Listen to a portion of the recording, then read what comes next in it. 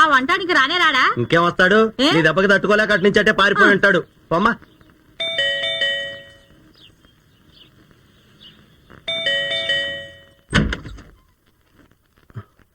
ధను, ధను, ఏంటమ్మా ఎవరు తలుపు తీరు? ధను,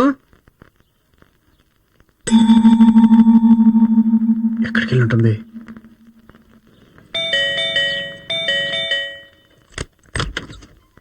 ఓ మామగారు మీరా? అల్లుడు మీరు తీశారేంటి? ధను ఏది? అదేనండి చూస్తున్నాను. మీరండి. ధను, ధను. అల్లుడు గారు తలుపు తీయటం ఏంటండి? ధను ఏది? ఎక్కడో పనిలో ఉండి ఉంటుందిలే. అమ్మా నువ్వు వెళ్ళి స్నానం చేయి. అలాగే.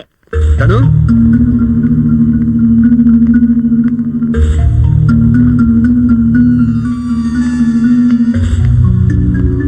ధను,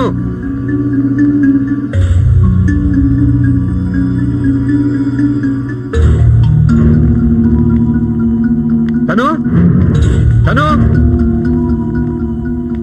ధను. ఏమండి ఏమైంది?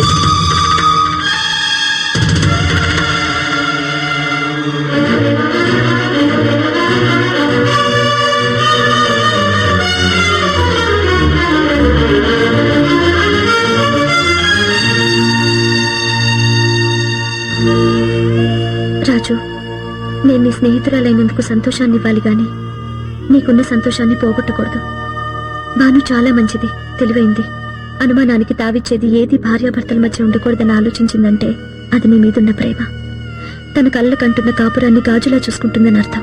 నిజం రాజు, ఈ చిన్న విషయాన్ని గుర్తించిన ఏ కాపురమైనా బాగుంటుంది. అలాంటి అమ్మాయి నీ భార్య కావటం నువ్వు చేసుకున్న అదృష్టం. నువ్వు చేయవలసిందల్లా ఒక్కటే, అంత మంచి భార్య మనసు ఎప్పుడూ నొప్పించకు. కష్టాలకు అలవాటైపోయిన దాన్ని. నా మూలంగా మీరు కష్టపడకూడదు. నేను ఆడదానిగా పుట్టినందుకు చిన్నప్పుడు చాలా గర్వపడేదాన్ని, కానీ ఇప్పుడు బాధపడుతున్నాను. నేను మగవాడిగా పుట్టుంటే నీ స్నేహితుడిగా కలకాలం ఉండే అదృష్టం నాకుండేది. నీతో చెప్పకుండా మరోసారి వెళ్ళిపోతున్నందుకు ఈ దురదృష్టవంతురాల్ని క్షమించు. నీ చిన్ననాటి స్నేహితురాలు ధను.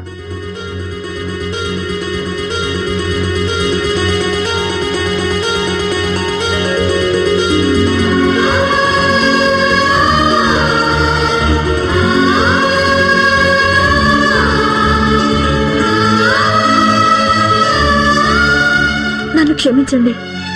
ఈ స్నేహాన్ని అర్థం చేసుకోకుండా ధనుని మిమ్మల్ని చాలా బాధ పెట్టాను.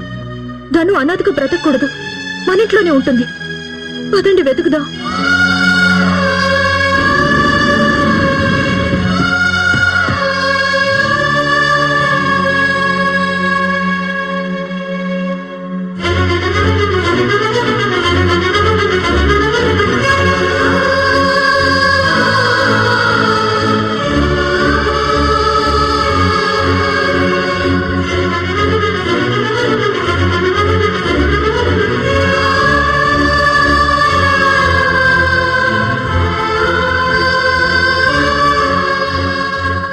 నమస్తే సార్. నమస్తే. ఏంటి సార్ బాలుని అలా వదిలేశారు? మీరు? బాలు క్లాస్ టీచర్ని. మీరు బాలుని చూసారా? ఈ రోజే అనాథాశ్రమంలో చూశాను. అనాథాశ్రమంలోనా? అవునండి, నేను వారానికి ఒకసారి అక్కడికి పాఠాలు చెప్పడానికి వెళ్తూ ఉంటాను. ఆ పిల్లల్లో బాలుని చూశాను. ఇక్కడికి వచ్చావేంటో అని అడిగితే ఏమీ చెప్పడు.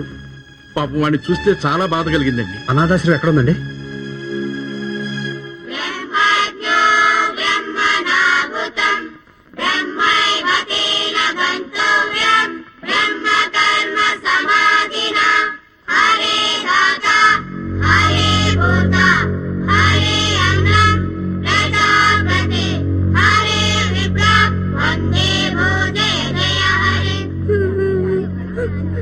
అమ్మా, ఎందుకమ్మా నన్ను ఇక్కడ వదిలేసి వెళ్ళిపోయావు? నాకు ఏడుపు వస్తుందమ్మా. నువ్వెక్కడున్నా వచ్చేయమ్మా, నన్ను నీతో తీసుకుపోమ్మా. బాలు, బాలు, బాబుగారు, బాబుగారు, బాబుగారు. ఏడవకరా, మేము నీకోసం వచ్చాం. అవునరా, నువ్వు ఇక్కడ ఉండొద్దు, మాతోనే ఉండాలి. నిన్ను అచ్చం అమ్మలాగా చూసుకోవడానికి మేమందరం ఉన్నాం. బాలు. మేడం ఒక్క నిమిషం.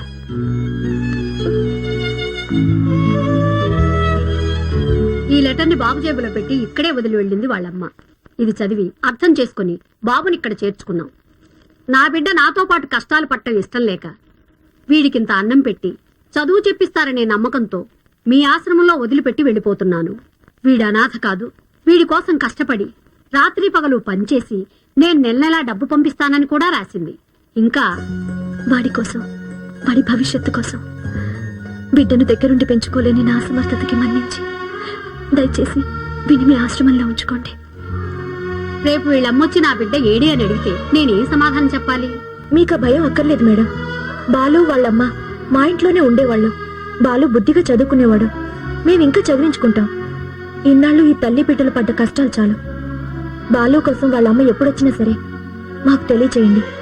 మేము వచ్చి ఆవిడ్ని కూడా మా ఇంటికి తీసుకెళ్తాం. బాలు ఇలా రామ్మా. రానంటే ఎలా? రేపు నీ కోసం మీ అమ్మొస్తే బాబు గారు తీసుకెళ్లారని చెప్పండి. మా అమ్మను కూడా అక్కడికి వచ్చేయమనండి. బాబు మీతో రావడానికి ఇష్టపడుతున్నాడు, అందుకే పంపిస్తున్నాను. దీని మీద సంతకం చేసి తీసుకెళ్ళండి. అమ్మమ్మకు తాతయ్యకు టాటా చెప్పు. Bye, బాలు. టాటా నాన్నా. బాబు దొరికినట్టే ధను కూడా ఒక రోజు కనపడుతుందన్న ఆశతో ఇంకా వెతుకుతూనే ఉన్నాను, వెతుకుతూనే ఉంటాను.